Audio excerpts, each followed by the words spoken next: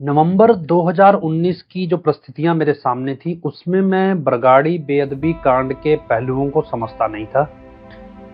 और अगर कुछ तथ्य मैं समझता था तो उनके सामाजिक मायने मुझे नहीं पता थे, क्योंकि मैं सिखिज्म को इतना नहीं जानता था। लेकिन हम फिगर आउट करने की कोशिश कर रहे हैं भी नवंबर 2019 में क्या होने वाला था या किस तरह की तैयारियां चल रही थी। इसलिए कुछ फैक्ट्स जो मुझे बाद में पता लगे वो मैं फिर भी ब्रीफ कर देता हूँ। बरगाड़ी बेअदबी कांड 3 मेन केस हैं। इसमें 3 अलग-अलग मुकदमे हैं। पहला मुकदमा है कि पंजाब के फरीदकोट जिले में एक गांव है बुर्ज जोहर सिंह वाला। वहाँ पे एक गुरुद्वारा है और उस गुरुद्वारे से 1 जून 2015 1 जून को गुरु ग्रंथ साहिब जो धर्म ग्रंथ हैं उनको चुरा लिया जाता है। ये चोरी कोई ऐसा नहीं है भी अलमारी में कोई चीज़ पड़ी है और उठा के ले गए। एक्चुअल में जो ये धर्म ग्रंथ है इसको गुरुद्वारे में इस तरह से रखा जाता है भी जैसे कोई सिंहासन लगा हुआ है और उस पर कोई गुरु साहिबान विराजमान है। तो अब आप इस तरह समझिए भी एक राजसभा लगी है और सिंहासन पे बैठे राजा को कोई किडनैप करके ले जाए। ये कुछ इस तरह की सिचुएशन है आस्था के नज़रिए से देखें तो ये ग्रंथ चुराया जाता है और उसमें कई महीने निकल जाते हैं, कुछ नहीं पता चलता अभी ये ग्रंथ किसने चुराया, कहाँ गया, कहाँ नहीं गया। फिर अचानक एक दिन 24 सितंबर 2015 में रात को या 25 सितंबर सुबह में उसी गुरुद्वारे के बाहर दीवारों पे आसपास एक पोस्टर मिलता है जिस पे लिखा होता है कि आपका ग्रंथ हमारे पास है और इसमें भी छुड़वा सकते हो तो छुड़वा लो। एक चेतावनी दी गई होती है उसमें और उसमें 2 लोगों के नाम लिखे जाते हैं। एक बलजीत सिंह दादूवाल, ये कोई सिख प्रचारक हैं, और दूसरे रंजीत सिंह ढडरियावाला, ये भी कोई सिख प्रचारक हैं। सिग्नेचर के तौर पे जो डेरा का नारा है धन धन सतगुरु तेरा ही आसरा, ये उस पर लिखा जाता है जिससे ये क्लियर हो कि ये डेरा सच्चा सौदा से संबंधित है लिखने वाले लोग। इसमें एक चीज़ और लिखी जाती है भी फिल्म जो बनाई थी हजूर संत जी ने 2015 में, वो पंजाब में रिलीज़ नहीं हुई थी। जो फरवरी 2015 में पहली फिल्म बनाई थी और दूसरी फिल्म 18 सितंबर के आसपास शायद या 20 सितंबर के आसपास रिलीज़ हुई थी और वो भी पंजाब में रिलीज़ नहीं हुई थी और उसको लेके कहा गया भी हम आक्रोश है हमारा और हमारी फिल्म रिलीज़ होनी चाहिए। उसके बाद फिल्म रिलीज़ हो भी जाती है, सब कुछ हो जाता है, सामान्य होता है, लेकिन फिर भी 12 अक्टूबर 2015 को वो धर्म ग्रंथ जो चुराया गया होता है उसको फाड़ दिया जाता है और बुर्ज जोहार सिंह वाला जो गांव है उसके बगल में एक और गांव है बरगाड़ी।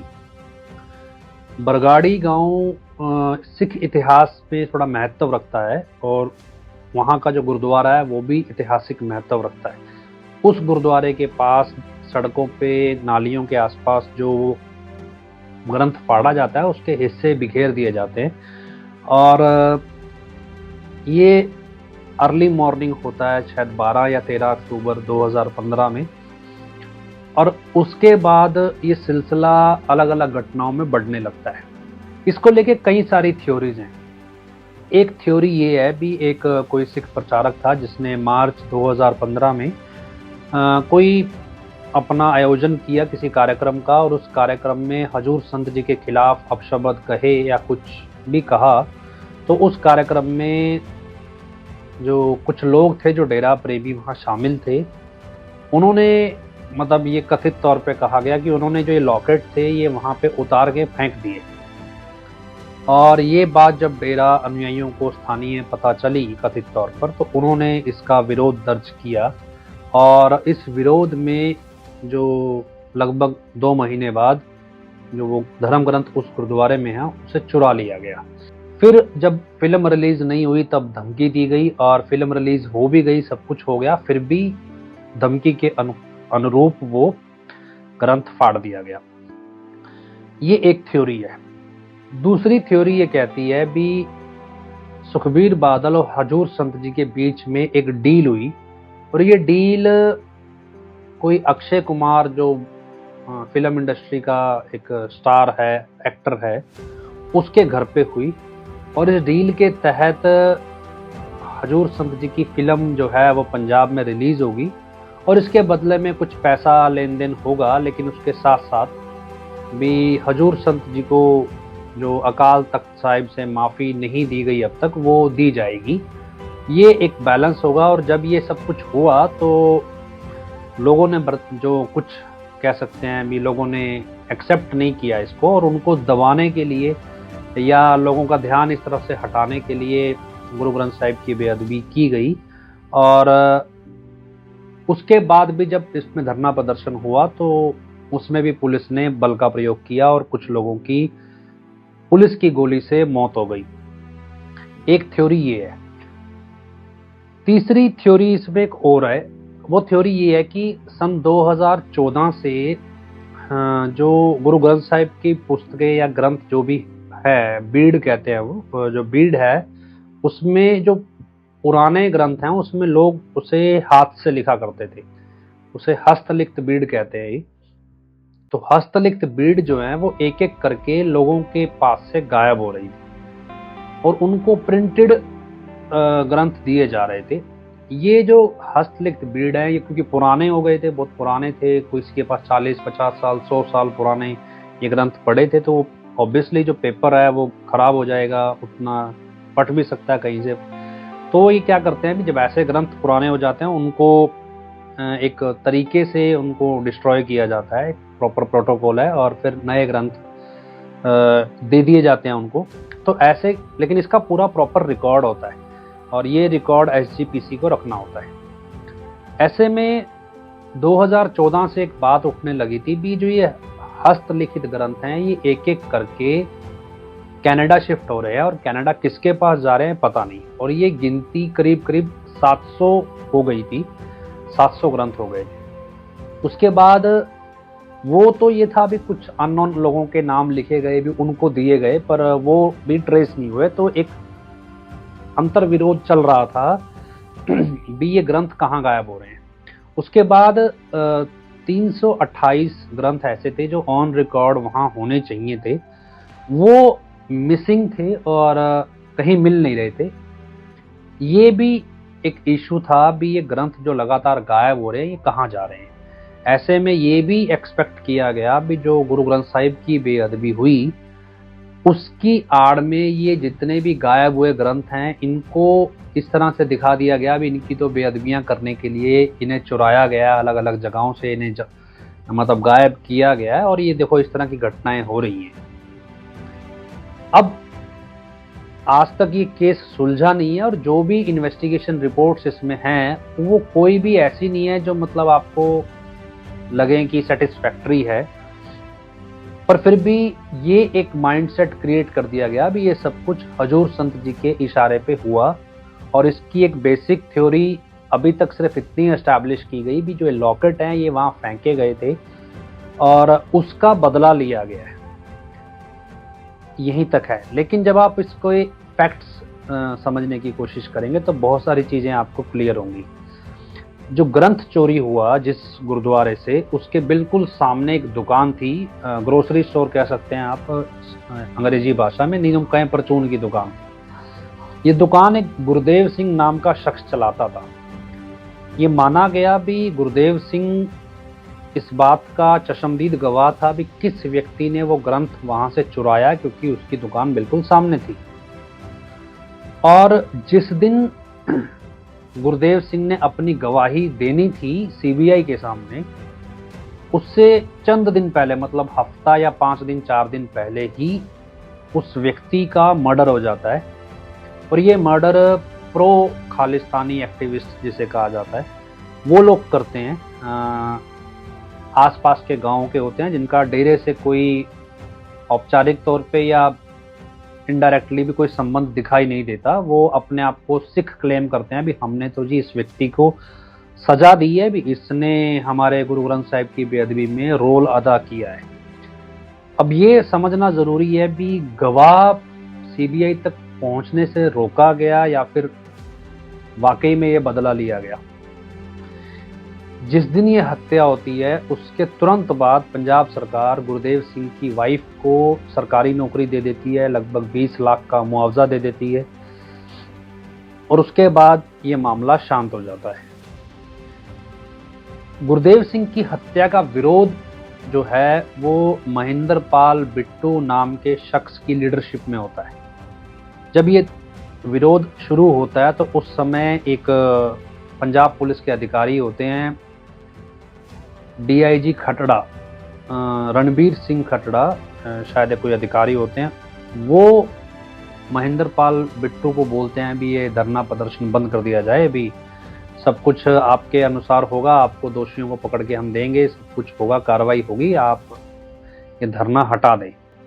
यहाँ पे महेंद्र पाल बिट्टू और जो रणबीर सिंह खटड़ा इनके बीच में बहस हो जाती है और इस बहस में महेंद्र पाल बिट्टू रणबीर सिंह खटड़ा को बहुत गाली गलौज करता है, उल्टा सीधा बोलता है और ये सार्वजनिक होता है, ये बहुत से लोगों ने कन्फर्म किया है।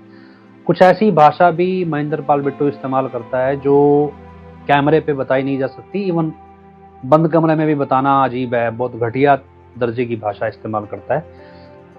तो उसके बाद जैसे तैसे करके जब ये गुरदेव सिंह की वाइफ का सेटलमेंट होता है तो ये मामला बंद हो जाता है।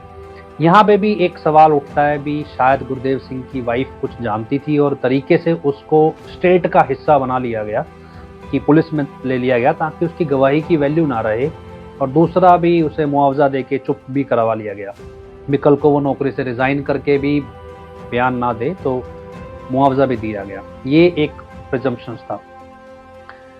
ये केस आगे बढ़ता है, अलग अलग इंक्वायरी होती हैं और महेंद्र पाल बिट्टू और उसका एक साथी जिसका नाम है जितेंद्र माशा, ये दोनों पंजाब पुलिस से प्रोटेक्शन की मांग करते हैं जो मेरी जानकारी में है। और ये महेंद्र पाल का तो ऑफिशियल होता है, एक शख्स का और ऑफिशियल होता है, बाकी ये अनऑफिशियल होते हैं। और इसके अलावा डेरा के कुछ और जो संगत के प्रतिनिधि हैं वो भी इनडायरेक्ट अप्रोच करते हैं भी ऑफ रिकॉर्ड भी हमें प्रोटेक्शन दी जाए। यहाँ से शक पैदा होता है कि भी महेंद्र पाल प्रोटेक्शन क्यों मांग रहा है और किससे, क्या उन्हें उसे अप्रीहेंशन था कि कहीं उसका इसमें रोल है और कल को उसे भी पकड़ा जाएगा। खैर चलते चलते सन 2018 आता है जिसमें महेंद्र पाल बिट्टू को अरेस्ट किया जाता है 2010 या 11 के किसी मामले में। और वो जो लोग कानून को समझते हैं उनको पता है भी पुलिस जब किसी नए केस को खोलती है और उसके पास कोई प्रॉपर ग्राउंड नहीं होता तो वो पुराने केस को उठा लेती है। दूसरा ये भी था भी ये इंक्वायरी सीबीआई के पास थी और पंजाब पुलिस इसे खोलना चाहती थी। 2017 में जब तक अकाली दल की सरकार थी उनके हाथ बंधे थे, लेकिन 2018 के बाद वो तरीके से उनको मालूम था कि महेंद्र पाल बिट्टू की कहीं भूमिका है, या यूं कह सकते हैं कि डीआईजी रणबीर सिंह खटड़ा अपनी पुरानी रंजिश निकालने के लिए भी ये सब कुछ कर सकते हैं। तो महेंद्र पाल बिट्टू को अरेस्ट किया जाता है और एज यूजुअल जो टॉर्चर पुलिस करती है वो टॉर्चर करके तो एक स्टेटमेंट आता है बाहर जिसमें पूरी थ्योरी आती है भी किस तरह से ग्रंथ चुराया गया और किस तरह से उसका अपमान किया गया, बेअदबी की गई। एक थ्योरी, एक पूरी स्टोरी निकल के आती है जिसमें सारा ऑनेस्ट जो है, मतलब सारा जो ठीक रहा है वो डेरा पे आके फूट जाता है। भी सिर्फ डेरा ही इसमें एक्टिवली पार्टिसिपेट कर रहा था, बाकी कोई नहीं। और महेंद्र पाल बिट्टू जब अपना बयान सीबीआई कोर्ट के अंदर 164 धारा 164 होती है जिसमें बयान को सिक्योर किया जाता है, तो अब धाराएं बदल गई हैं, पहले पुराने कानून में होती थी। जिस दिन महेंद्र पाल बिट्टू को ये धारा 164 में बयान देना होता है सीबीआई कोर्ट में, उससे चंद दिन पहले जेल में किसी कैदी को ट्रांसफर किया जाता है उसकी जेल में, और फिर अचानक से जेल जो है, जो जेल प्रशासन है वो असमर्थता जताता है भी वो उनके पास साधन नहीं है, वो महेंद्र पाल बिट्टू को कोर्ट तक भेज नहीं सकते, भी अगली तारीख पे वो भेज देंगे। और ऐसे में जो टाइम गैप मिलता है, इस टाइम गैप के बीच में महेंद्र पाल बिट्टू की जेल में हत्या हो जाती है। मतलब गुरदेव सिंह की तर्ज पे महेंद्र पाल बिट्टू को भी कोर्ट तक पहुंचने नहीं दिया जाता बयान देने के लिए और उसकी हत्या हो जाती है। लेकिन इसका जिम्मा भी प्रो खालिस्तानी एक्टिविस्ट उठाते हैं कि हमने महेंद्र पाल बिट्टू की हत्या करके बेअदबी का बदला लिया है। इसे नॉर्मल तरीके से समझें तो ये समझ आ रहा है भी जो भी व्यक्ति इस घटना को खोल सकता था उसकी हत्या हो रही थी। इसके बाद आगे चलकर भी हत्याएं हुई हैं, लेकिन 2019 तक सिर्फ इतना ही था। महेंद्र पाल बिट्टू की हत्या हुई थी, उसके बाद भी कई हत्याएं हुई हैं। अब हम वापस आए कि क्या एक्चुअल में ये सब कुछ ऐसा ही था। इसे समझें तो 2007 में वापस लौटें। 2007 में मैंने आपसे कहा था कि 14 मई 2007 की सुबह 200 भेषधारी कथित सिख हाजी रतन गुरुद्वारा बठिंडा से तैयार होके आते हैं एक पुतले के साथ। भी ये पुतला मिनी सेक्रेटेरिएट बठिंडा के आगे जलाया जाएगा और ये पुतला कथित तौर पे हजूर संत जी का था। इसके विरोध में पहले से वहां पे डंडे लाठियां लिए करीब 500 के आसपास डेरा प्रेमी होते हैं जो इन लोगों को पकड़ लेते हैं और इनकी बहुत बुरी तरह से पिटाई करते हैं। और उसके बाद ये फ्लेयर हो जाता है भी सिखों पे हमला हुआ है और फिर सारे जो फैक्ट्स हैं, तथ्य हैं कि भाई पोशाक वाले ये सब कोई नहीं देखता, सिर्फ उन 200 सिखों की पिटाई का बदला लेने के उसमें मतलब सारे निकल पड़ते हैं एक तरह से, और फिर जो कुछ होता है वो सब आपके सामने है। अब इस घटना की जो 14 मई 2007 को सुबह 11 बजे घटी, इसकी भी एक एफआईआर दर्ज होती है। तो हमने इस एफआईआर को खंगालना शुरू किया भी अगर ये लड़ाई स्क्रिप्टेड थी तो इस एफआईआर का क्या बना। और उसके बाद उन लोगों तक भी पहुंच बनाई कि जो लोग इस घटनाक्रम में शामिल थे। तो जो जानकारी निकल के आई वो ये थी कि सिख जो थे उनको एक सिकंदर सिंह मलूका, जो उस समय के अकाली नेता थे और चुनाव हार गए थे 2007 में, उन्होंने तैयार किया था जो सिख वेशधारियों को। और जो डेरा की तरफ से लीड कर रहा था वो जगजीत सिंह बालियावाड़ी, जो उस समय डेरा का स्टेट सेक्रेटरी था, लेकिन बाद में चल के वो डेरा का सीनियर वाइस चेयरमैन तक की पोस्ट पे वो पहुंच गया। इन दोनों ने मिलके ये प्लान किया था। और उसके बाद जब ये मामला दर्ज हुआ तो इसमें इंक्वायरी हुई और अकाली दल की गवर्नमेंट थी, एसजीपीसी और अकाल तख्त साहिब का प्रेशर भी था उन पे कि सिखों के पक्ष में काम किया जाए। लेकिन बड़ी विचित्र बात थी, जो लोग इसमें जख्मी हुए वो ज़्यादातर सिख कहे जाते हैं। उनके बचाव में या उनकी पैरवी में कोई सामने नहीं आया। इवन ना एसजीपीसी सामने आई, ना ही अकाल तख्त सामने आया। जो वो अस्पताल में भर्ती रहे, उनका इलाज चला, उस समय भी कोई खास मदद उन तक नहीं पहुंची। उन्हें किसी तरह का कोई खास मुआवजा भी नहीं दिया गया। उनमें से कोई भी व्यक्ति कैमरे के सामने आके कुछ बयान नहीं किया उसने भी क्या वास्तव में हुआ क्या नहीं हुआ। लेकिन हाँ, प्रोपेगेंडा बनाने के लिए उनके जो चौधरी बन के बहुत सारे लोग आ गए और एक्चुअल जो पीड़ित था वो कोई सामने नहीं आया। अदालत के अंदर उनको कोई ढंग से वकील नहीं दिया गया, किसी तरह से उनको न्याय दिलाने के लिए पैरवी नहीं की गई।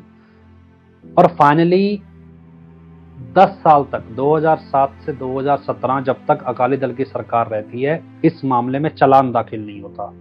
मतलब ये तमाम कार्रवाई जो थी वो डेरा की तरफ से जो लोग लड़े थे, जो एक्चुअल में मतलब कह सकते हैं भी उनकी ज़्यादा गलती थी, उनके खिलाफ कोई कार्रवाई नहीं हुई। 2017 में सरकार बदल जाती है, अमरिंदर सिंह या कांग्रेस कह सकते हैं भी सरकार में आ जाती है, तब इस मामले में चालान दाखिल होता है। और तब भी पुलिस वो चालान इतनी मजबूती से दाखिल नहीं करती कि वो अदालत में टिक पाए। और अदालत शुरुआती दिनों में ही उस चालान में बहुत सारी कमियां पाती है और वो चालान वापस लौटा देती है भी ये आपने जो रिक्वायरमेंट्स है चालान में पूरी नहीं की है। और फाइनली ये समझौता हो जाता है और ये केस बंद हो जाता है। अब आपको लगे भी ये क्या मसला है, ये मसला कुछ ऐसा है कि आपने फिल्मों में देखा है कि कोई विलन होता है और विलन के किसी आदमी को कोई नुकसान पहुंचा देता है और वो जेल में होता है और विलन फिर जेल में जाता है, मतलब थाने में जाता है और पुलिस वाले को कहता है भी इसके ऊपर मुकदमा नहीं बनाना, इसको मेरे हवाले कर दे, मैं इसको सजा दूंगा। कुछ यही पैटर्न समझिए। भी एक माहौल इस तरह का बनाया गया भी जो सरकार है या कानून है उसमें जो है बंदिशें हैं, और ये बंदिशें सिखों के दुश्मन को सजा देने में सक्षम नहीं है। मतलब जो सजा होनी चाहिए वो हम दे नहीं सकते, इसलिए कुछ ऐसे प्रोसेस होने चाहिए जहाँ पे सिख जो होंगे कथित तौर पे उनको फ्री हैंड मिल जाए भी आप अपने हिसाब से इंसाफ कर लो।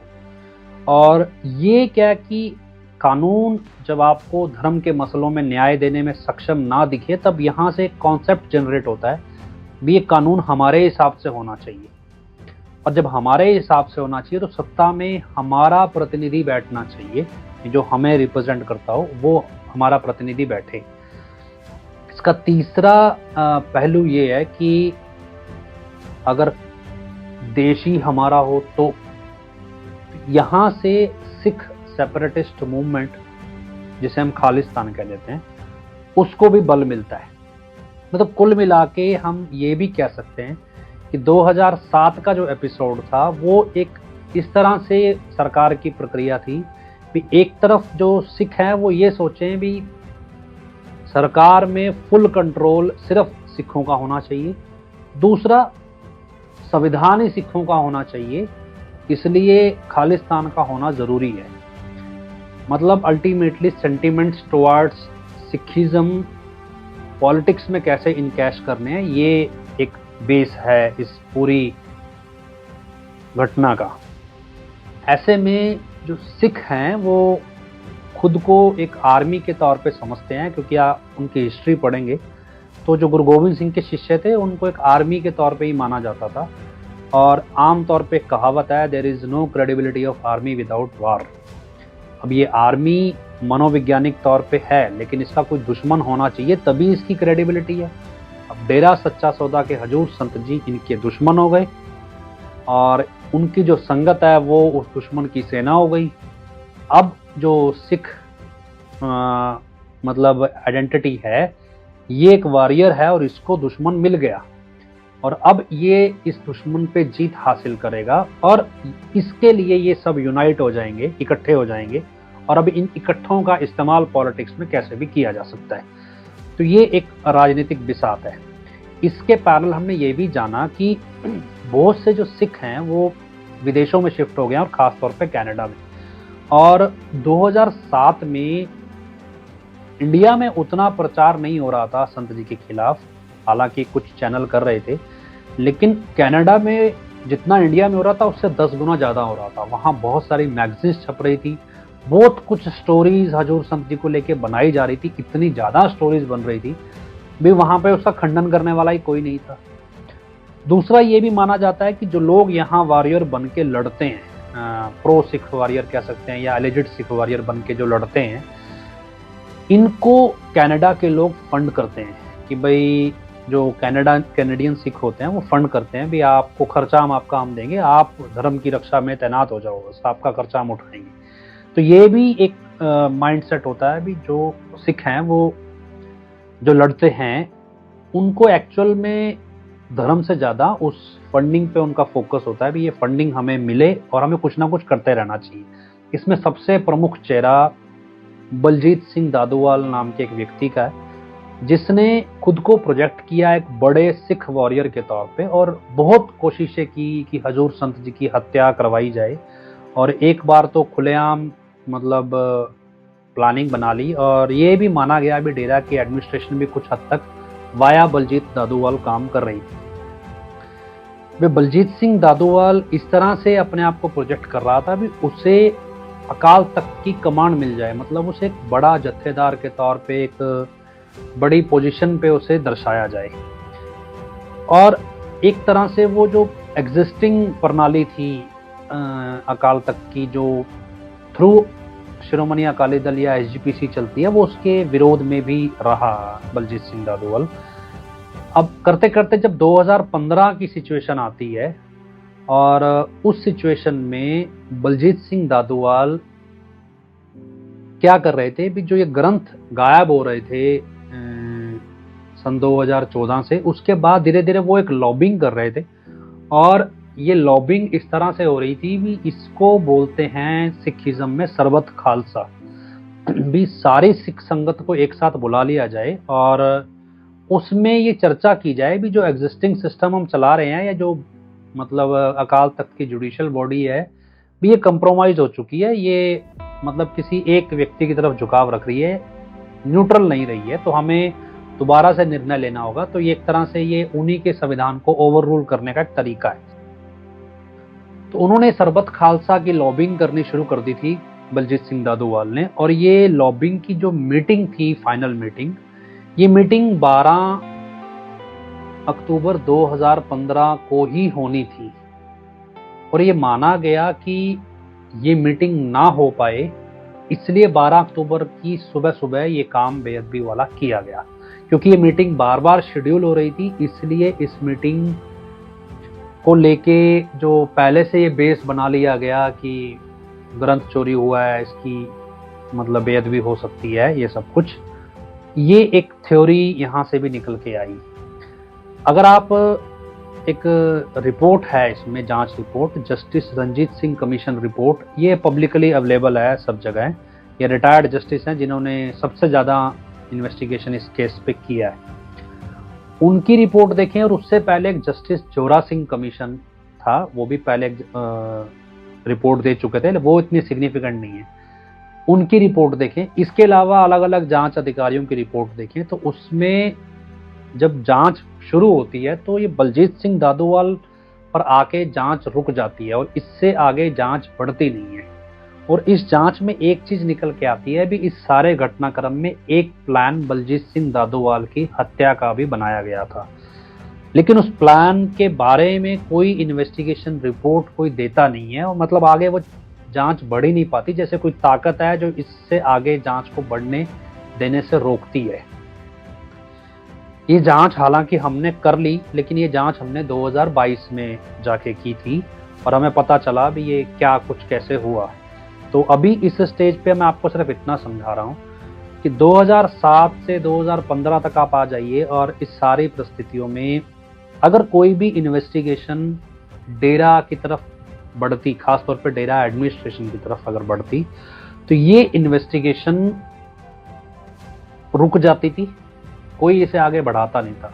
कहने को प्रो सिख गवर्नमेंट पंजाब में होती है हमेशा से, लेकिन बावजूद इसके हर एक इन्वेस्टिगेशन एजेंसी डेरा एडमिनिस्ट्रेशन को बचाने के लिए काम करती है। दूसरी तरफ अकाली दल सिखों को ही प्रताड़ित करता है, और फिर सिखों की ही मदद में वो खड़ा हुआ दिखाई देता है। तो ऐसे लगता है जैसे वो एक ऐसी छवि बनाता है जिसमें सिखों को ये एहसास होता रहे भी जो एग्जिस्टिंग कॉन्स्टिट्यूशन है इंडिया का, वो उनके मसलों को हल करने में सक्षम नहीं है, और उनको अपना अलग देश चाहिए। तो एक खालिस्तान का जो एजेंडा है वो इनडायरेक्टली, मैंने आपको शुरू में कहा भी, अकाली दल का एक प्रोपेगेंडा या एजेंडा इनडायरेक्ट है, जिससे खालिस्तान की आइडियोलॉजी या खालिस्तान की नीड रिवाइव होती है। और ये खालिस्तान की आड़ में, मतलब जो हम कहें माफिया है, वो फिर वो सिख सेंटिमेंट की आड़ में अपना एजेंडा चलाता है, और जब भी उसे कोई क्रिमिनल एक्टिविटी को अंजाम देना होता है, अगर वो सिख वेश में अंजाम देगा तो उसे खालिस्तान का लेबल लगा देगा। इसे ठीक वैसा ही समझें भी, अगर कश्मीर के अंदर या किसी हिंदू पे कोई या किसी भी तरह का मतलब राइट विंग के ऊपर दबाव बनाना है सरकार में, तो कश्मीर का इस्तेमाल करके माफिया जो है, आतंकवादी जो है, वो चीज़ों को अंजाम देते हैं, और फिर ये लेबल जो है वो इस्लाम के ऊपर, मुसलमान के ऊपर लगा देते हैं। तो ये एक तरीका है बेसिकली, मतलब धर्म के नाम पे आतंकवादियों को जो है वो धर्म का कवर दे देने का एक तरह से। और इसमें पॉलिटिशियन डायरेक्ट कुछ नहीं करता, इनडायरेक्ट सब कुछ होता है, बस उसका चुप रहना ही ये सब कुछ होने देता है। अब 2017 जब आता है तो हम जो चीज़ समझ रहे हैं अभी, कैसे हजूर संत जी के वफादार हैं वो धीरे धीरे दूर होते चले गए, और उनको धीरे धीरे घेरना शुरू कर दिया। और नरेंद्र मोदी गवर्नमेंट आने के बाद जिस तरह से गवर्नमेंट ने हजूर संत जी की कुछ जो मूवमेंट्स थी, जैसे सफाई अभियान, जिसमें स्वच्छ भारत अभियान बन गया अक्टूबर 2014 में, और उसके बाद जो भ्रूण हत्या के खिलाफ डेरा का बहुत बड़ा मूवमेंट चला, 92 से लेके लगातार चलता आया। उस मूवमेंट को भी बेटी बचाओ बेटी पढ़ाओ अभियान के रूप में गवर्नमेंट ऑफ इंडिया ने अपना लिया। उसके बाद जो किन्नरों का था, अभी किन्नरों को बराबर का स्टेटस मिलना चाहिए डेरे का, ये एक मूवमेंट था जिसे सुप्रीम कोर्ट ने फिर मान्यता दे दी, और उसके बाद गवर्नमेंट इसमें राजी हो गई कि वो रिजर्वेशन देगी किन्नरों को, और ये भी एक तरह से गवर्नमेंट फेवर में आ गई डेरा के। तो चौथा जो था कि एक मोरालिटी, मतलब संस्कार जो बिल्डअप किए जाएं, और ऐसे में नरेंद्र मोदी अपने आप को इस तरह से प्रस्तुत करते थे भी वो प्रधानमंत्री होने के बावजूद अपनी माँ के चरण छू रहे हैं, और ये एक तरह से डेरा में हजूर संत जी इसको बेस भी बनाते थे भी। देखिए, प्रधानमंत्री बनने के बाद एक आदमी अपनी माँ के चरण छू रहा है, तो आप समझिए हमारे संस्कार ऐसे हैं। जब प्रधानमंत्री इस तरह के तरीके अपनाता है तो हमें भी अपनाने चाहिए। वो छोटे छोटे बच्चों को इस तरह का बेस बना के ये शिक्षाएं देते थे भी आपको माता पिता के पांव छूने चाहिए। ये कॉन्सेप्ट जो है वो चल रहा था, और ये मान के चल रहे थे भी जो बीजेपी की रूलिंग गवर्नमेंट, सेंट्रल गवर्नमेंट है, ये अपना एक जो मोरल चेहरा है वो डेरा के मूवमेंट्स को बेस बना के उठा रही है। अब ये माना जा रहा था भी एक स्टेज पे हजूर संत जी और प्रधानमंत्री की अगर मुलाकात हो जाती है, और खुद डायरेक्ट, मतलब सीधे तौर पे, और उसके बाद कोई इस तरह का मतलब मैकेनिज्म फिट हो जाता है, तो उसके बाद ये मान सकते थे भी बाकी जितने भी जो कॉम्पिटिटर कह सकते हैं या जो रेस में दौड़ रहे थे भी, उनको लगता है भी हम पिछड़ जाएंगे और प्रधानमंत्री आसानी से हजूर संत जी के इन्फ्लुएंस में आ जाएंगे क्योंकि वो इतने सक्षम हैं। ऐसे में हजूर संत जी की तरफ से कोई व्यक्ति ऐसा हो ही ना जो बीच का मीडिएटर बने। तो एक शख्स ऐसा था जो बन सकता था, वो था हजूर संत जी का समधी, या यूं कहें उनके बेटे का ससुर, हरमिंदर सिंह जस्सी। हरमिंदर सिंह जस्सी एक पॉलिटिशियन हैं और पहले कांग्रेस में थे, अब शायद बीजेपी में हैं, और मतलब एक अच्छी उनकी अपनी पृष्ठभूमि है राजनीतिक। उनका खतरा था भी ये व्यक्ति ना मीडिएटर बन जाए। तो जनवरी 2017 जब पंजाब में इलेक्शन होने थे, उसके आसपास एक बॉम्ब ब्लास्ट होता है पंजाब के मोड़ मंडी के अंदर, और इस बॉम्ब ब्लास्ट का निशाना जो है वो हरमिंदर सिंह जस्सी होते हैं, लेकिन बाल बाल वो इस हमले में बच जाते हैं। मैंने आपसे शुरुआत में कहा भी डेरा की मैनेजमेंट कभी सामने से हमला नहीं करती। हरमिंदर सिंह जस्सी को हमारी जांच के अनुसार ये यकीन दिलाया गया था कि बॉम्ब होगा लेकिन वो पकड़ा जाएगा, फटेगा नहीं, और ये उनको इलेक्शन में सिंपैथी गेन करवाएगा। लेकिन वो फट गया और उसमें बहुत से लोग मर गए, बच्चे भी जिंदा जल गए, और बहुत दुखद घटना है ये। अब हरमिंदर सिंह जस्सी यहाँ चुप हो गए भी, अगर इंक्वायरी बैठी तो कहीं मैं ना इसमें फंस जाऊं। और ये एक मेरी प्रपोज थ्योरी है क्योंकि एग्जैक्ट कोई प्रूफ नहीं है, पर जो मुझे सोर्सेज मिले उसके हिसाब से। और मैंने आपको बताया था एक बार भी, 24 जनवरी 2017 में मेरी गाड़ी भी चुराई गई थी, और पॉसिबली वो मोड ब्लास्ट में इस्तेमाल की जाए इसलिए ही चुराई गई थी। और बाद में उस समय ये जो सब कुछ डेरे के नाम पे नहीं आया था, इतना भी डेरा ने करवाया होगा, लेकिन बाद में ये इंक्वायरी वहीं जाके जुड़ी कि ये डेरा के अंदर 3 लोग हैं जिन्होंने सब प्लान किया। अब ये डेफिनेटिव है भी मोड ब्लास्ट का इरादा जो था वो हरमिंदर सिंह जस्सी की हत्या का था। अब क्योंकि ऐसा काम करने के लिए किसी भी पॉलिटिशियन के आसपास उसके किसी मेन व्यक्ति को उसका हैंडलर बनाया जाता है, तो ये माना जाता है भी हरमिंदर सिंह जस्सी का जो पीए था, पर्सनल असिस्टेंट, उसको हैंडलर बनाया गया था। और क्योंकि अब ये प्रोग्राम फेल हो गया था तो हरमिंदर सिंह जस्सी के पीए को भी मारना पड़ा, या यूं कहे भी वो भी इस हादसे का शिकार हो गया, और हरमिंदर सिंह जस्सी बच गए। लेकिन अब क्योंकि हरमिंदर सिंह जस्सी कहीं ना कहीं इनडायरेक्ट तौर पे इसमें आ सकते थे आरोपियों में, तो वो चुप रहे और हजूर संत जी का पक्ष कभी वो आगे बढ़ा नहीं पाए, या यूं कहें कि उन्हें दबा लिया गया। अब जब 25 अगस्त का दिन आया, और 25 अगस्त के दिन जब हजूर संत जी को पंचकुला जाना था, तो उनके काफिले के साथ हरमिंदर सिंह जस्सी का भी काफिला था। हरमिंदर सिंह जस्सी को भी जेड सिक्योरिटी मिली हुई थी, तो लगभग लगाओ भी 2 जेड सिक्योरिटी के व्यक्ति एक ही काफिले में चल रहे थे। लेकिन जैसे जैसे ये काफिला पंचकुला की तरफ बढ़ रहा था, हरमिंदर सिंह जस्सी इस काफिले से दूरी बनाते जा रहे थे। और एक स्टेज ऐसी आई जब हरमिंदर सिंह जस्सी को पता चला भी 25 अगस्त को जो घटना घटनी है उसमें हजूर संत जी का इनकाउंटर होगा कोर्ट के बाहर। एक प्लान है, एक मतलब माना जाता है भी उनको, हालांकि इस प्लान को मैं आपको बाद में कभी बताऊंगा भी कैसे हुआ, लेकिन हरमिंदर सिंह जस्सी को जब ये जानकारी मिलती है तो वो दोबारा से अपने काफिले की रफ्तार बढ़ाते हैं। क्यों? क्योंकि हजूर संत जी के साथ उनका दामाद भी होगा उस समय, और हरमिंदर सिंह जस्सी का मतलब हजूर संत जी का बेटा, और हरमिंदर सिंह जस्सी की बेटी भी होगी। तो उनको लगता है भी अगर ऐसा सब कुछ हुआ तो मेरी बेटी की हत्या भी हो सकती है और मेरे दामाद की भी हो सकती है। तो वो फटाफट पंचकुला बराबर पहुंचते हैं और इस सारी कार्रवाई में फटाफट वो हजूर संत जी के परिवार को अपने साथ लेकर शिमला की ओर निकल जाते हैं। और फिर हजूर संत जी की जो हत्या का प्लान होता है वो कैसे फेल होता है ये हम आपको आगे फिर कभी बताएंगे। लेकिन वो प्लान जब शुरुआती क्षण में फेल होता है तो सेकेंडरी स्टेज पे हनीप्रीत को हेलीकॉप्टर में भेजा जाता है हजूर संत जी के साथ, लेकिन उसके साथ एक व्यक्ति और भेजा जाता है जो हजूर संत जी का बड़ा कट्टर भक्त होता है, और वो हरियाणा पुलिस का कमांडो भी होता है। मतलब आप ये समझ के चलिए भी हेलीकॉप्टर में भी ये ऑप्शन एक तरह से हजूर संत जी को दिया जाता है भी वो अपने जो चहीते शिष्य हैं, वो जो कमांडो है, उसके जरिए हेलीकॉप्टर को हाईजैक करें और वो फरार हो जाए वहाँ से, और फिर किसी न किसी तरह मिलिट्री एक्टिविटी में उस हेलीकॉप्टर को गिरा लिया जाए। लेकिन ये नहीं होता। ये बड़ा पेचीदा मसला है, ये हम फिर करेंगे। लेकिन वापस अगर लौट के आए 2019 में, तो हमें ये सोचना था कि डेरा की गतिविधियां जो हैं संदिग्ध हैं।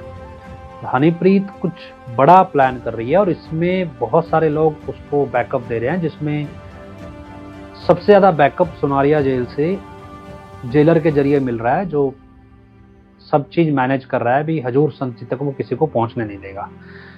तो ऐसे में चिट्ठी किसको लिखी जाए, किसको कहा जाए भी डेरा एडमिनिस्ट्रेशन क्या करने वाली है, क्योंकि पूरी तरह हमें भी नहीं पता था। लेकिन जिसको कहा जाए और जो इस सारे घटनाक्रम को समझता हो वो कम से कम वही एक्शन ले पाएगा। और कितनी बड़ी चिट्ठी लिखें,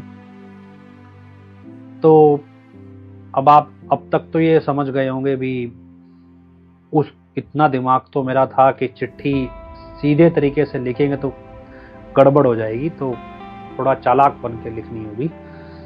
और हमने चिट्ठी लिखी, और इस चिट्ठी लिखने में हमारी मदद की मुख्तियार सिंह नाम के व्यक्ति ने। ये मुख्तियार सिंह डेरे का एक पुराना सन्यासी रहा था जो बाद में पत्रकारिता करने लगा था। मुख्तियार सिंह कोई साधारण सन्यासी नहीं था। डेरा में रह के बहुत सारी चुनौतियां उन्होंने झेली थी। आतंकवाद के दौर में जब पंजाब में आतंकवाद फैला तब भी वो डेरा में ही थे, और उसके बाद हजूर संत जी के बहुत शुभचिंतक माने जाते थे मुख्तियार सिंह, और इसकी सज़ा उन्हें मिली। वो जेल भी गए, उन पे फर्जी मुकदमे भी चले, लेकिन उसके बाद जब उस मुकदमों का सच सामने आया तो बहुत से पुलिस अधिकारी निलंबित भी हुए, इवन जुडिशियल ऑफिसर भी उसमें सस्पेंड हुए और बाद में डिसमिस हुए। तो कुछ इस तरह की लड़ाई उन्होंने लड़ी थी। तो उनकी मदद से, क्योंकि मुझे ये भी नहीं पता था भी ये अर्जी देनी गया, तो उन्होंने हमें गाइड किया भी प्रधानमंत्री कार्यालय, गृह मंत्रालय, और गृह मंत्रालय में एक इंटरनल सिक्योरिटी विंग होता है अलग से, वहाँ भी ये अर्जी देनी ज़रूरी है। तो हमने वहाँ भी अर्जी दी और सुप्रीम कोर्ट को दी डाक सेक्शन में, और उसके बाद ह्यूमन राइट्स कमीशन था उसको भी दिया, और बाकी बाय पोस्ट हमने डीजीपी हरियाणा और chief secretary Haryana, chief minister करते करते आईजी रेंज हरियाणा और हिसार रेंज, एसपी सिरसा तक हमने ये सारी एप्लीकेशंस दी। और दिसंबर 2019 आ गया था, और इसी दौरान हमें मेरा खबरी था जो हमें खबर देता था, उसने खबर दी कि जेल के अंदर हजूर संत जी के ऊपर बहुत बुरे तरीके से ये दबाव बनाया जा रहा है कि वो अपनी गद्दी किसी को दे। अब वो किसी से राय मशवरा करना चाहते हैं, लेकिन वो करें किससे, क्योंकि उनके साथ कोई ऐसा है ही नहीं जिससे वो राय मशवरा करें। कि वो गद्दी दें या ना दें, वो इस कशमकश में, और बहुत बुरे तरह से दबाव बनाया जा रहा है। इसमें किस तरह का टॉर्चर हो सकता है ये आप समझ सकते हैं, लेकिन ये खबर हमें दी भी आप कुछ कीजिए। तो हमने कहा भी हम कुछ कर नहीं सकते हैं, लेकिन आप अगर इतना ही जानकारी हमें दे रहे हैं तो एक जानकारी हमारी तरफ से पहुंचा दीजिए भी। हम उनकी जो संगत हैं वो इससे कतई सहमत नहीं है कि आप जो अपनी गद्दी है वो किसी और को दें। तो संगत सहमत नहीं है, बाकी निर्णय उनका है, हम ये मतलब अधिकार नहीं रखते हैं उनके ऊपर। तो इतनी जानकारी जब हमने अपनी तरफ से मतलब उनको देने के लिए कहा, और उसके बाद से हजूर संत जी का कुछ अता पता नहीं है दिसंबर 2019 के बाद से, कि जेल से जितने हमारे जासूस थे, खबरी थे, वो कोई खबर नहीं दे रहे थे। नवंबर 2019 में जब हमारी एप्लीकेशन हाई कोर्ट में डिसाइड हुई, उसके बाद करीब 16 ऐसे कर्मचारी थे जेल के जिनको शक के बिना पे उनकी ट्रांसफ़र कर दी गई भी इन्होंने शायद सूचना लीक की है जेल में से। और हालांकि जो जेल प्रशासन ने हाई कोर्ट में रिपोर्ट सबमिट की थी कि हमने जेल को इतना सिक्योर बनाया हुआ है, वो भी एक फर्जी रिपोर्ट निकली, क्योंकि जो रिपोर्ट सबमिट की गई थी उसका टेंडर ही रिपोर्ट सबमिट करने के बाद निकला। मतलब कि हमने जेल को इस तरह से सिक्योर बनाया हुआ है, ये एक रिपोर्ट सबमिट की गई थी, लेकिन उसको सिक्योर बनाने के लिए सरकारी टेंडर जो है वो हाई कोर्ट की सुनवाई के बाद निकला था, और जिस ठेकेदार को वो मिला उसके डॉक्यूमेंट्स भी हमें मिल गए भी। ये तो टेंडर तो अब पास हो रहा है और हाई कोर्ट को सूचना दी जा रही है कि भी ये तो पहले ही काम हो गया। मतलब आप अंदाजा लगाओ कि किस लेवल का सेटलमेंट था, और अगर इतना सब कुछ हो रहा है तो डेफिनेटली कोई बड़ा प्लान है।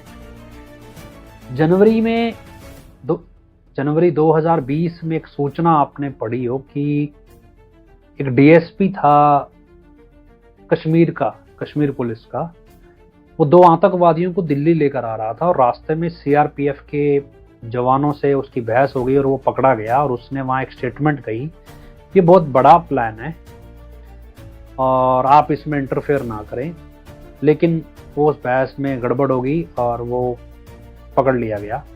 तो कभी दिमाग लगाइए भी आखिर बड़ा प्लान क्या था।